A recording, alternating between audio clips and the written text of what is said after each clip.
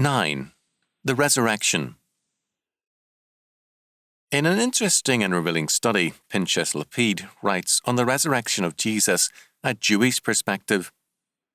Lapid believes that the resurrection actually took place. He makes clear, however, that other Jewish scholars over the centuries have held the same view also, without accepting Jesus as the Messiah. Lapid declares that Jesus couldn't have been the Messiah because a new order and a worldwide kingdom were not at once established. The world continued as before.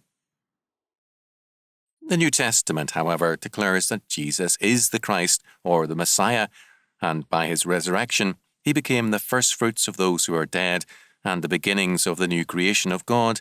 1 Corinthians 15:20, 23, Colossians 1:18, etc.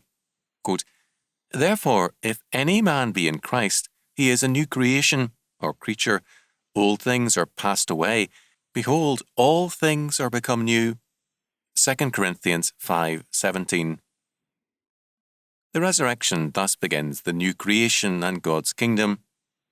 As each of us becomes a new creation, we have a duty to bring everything around us under the dominion of Christ and into his kingdom. We live in it, work for it, and bring all things into captivity to it.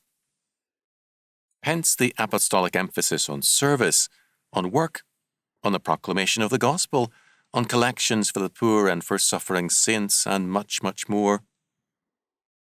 All believers are expected to be kingdom workers, to do the bidding of their risen Lord. The resurrection is thus not an isolated incident.